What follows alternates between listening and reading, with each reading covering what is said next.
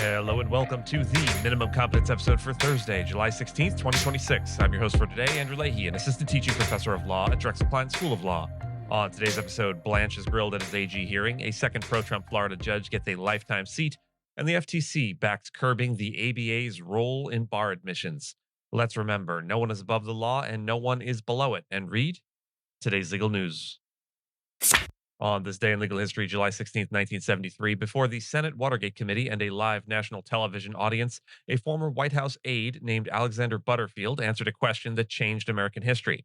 Asked whether there was any kind of recording system in the White House, Butterfield confirmed that President Nixon had installed a secret, voice activated taping system that recorded his conversations and phone calls in the Oval Office and elsewhere. In a single answer, the entire Watergate investigation pivoted. Until that moment, the inquiry into the Watergate break-in and cover-up had largely been a contest of competing testimony, Nixon's word against that of his former counsel, John Dean. The existence of the tapes meant there was now an objective record of what the president had actually said and known. Prosecutors and Congress immediately sought them. Nixon refused to hand them over, asserting executive privilege, the claim that a president's confidential communications are shielded from disclosure. That standoff produced one of the most important separation of powers decisions in American law.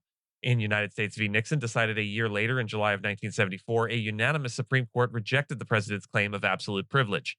The court recognized that executive privilege exists and has real constitutional footing, but held that it is not unqualified, that it must yield to the demonstrated specific need for evidence in a criminal proceeding.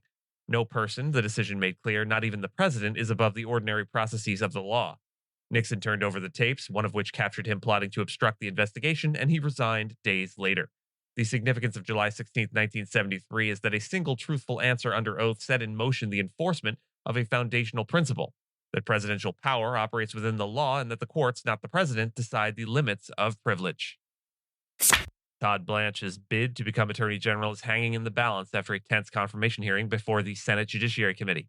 Blanche, who has been acting Attorney General since President Trump fired Pam Bondi back in April and who previously served as Trump's personal criminal defense lawyer, spent hours fielding pointed questions, including a telling moment when he said he is the president's lawyer before catching himself and correcting it to was.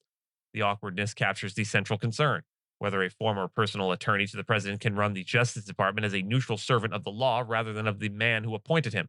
Senators pressed him on the now-defunct anti-weaponization fund, the handling of the Epstein files, and Trump's pardons for January 6 defendants.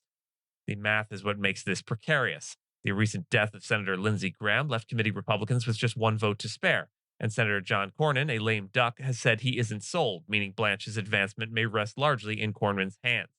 Side note here, prediction, he will absolutely fold and vote to confirm. The significance is about the independence of federal law enforcement. Confirming a president's former defense lawyer as Attorney General tests whether the Justice Department's prosecutorial power will be insulated from the president's personal interests, and the narrow margin means a single Republican could decide the outcome. The Senate has confirmed a second Florida state appeals judge who ruled in President Trump's favor in his defamation suit against the Pulitzer Prize Board, giving him a lifetime seat on the federal bench. The vote was 51-46 along party lines to place Chief Judge Jeffrey Kuntz on the U.S. District Court for the Southern District of Florida. Here's the connection that drew scrutiny. Kuntz sat on the Florida Appeals Court panel that ruled for Trump on a personal jurisdiction question, allowing his defamation case against the Pulitzer Board to move forward, and Kuntz wrote that panel ruling. He is now the second judge from that same panel to be nominated by Trump and confirmed to a lifetime federal judgeship. At his hearing, Kuntz defended his decision not to recuse from the Trump matter. The significance is about judicial independence and the appearance of a quid pro quo. There is nothing unusual about elevating state appellate judges to the federal bench, and a favorable ruling doesn't by itself prove anything improper. But when a president rewards judges who ruled for him personally with lifetime appointments, it raises an uncomfortable question about incentives. Whether judges hoping for advancement might feel subtle pressure to favor the person doing the appointing, and that perception, critics argue, can corrode public confidence in an impartial judiciary, even where each individual ruling was defensible on their merits.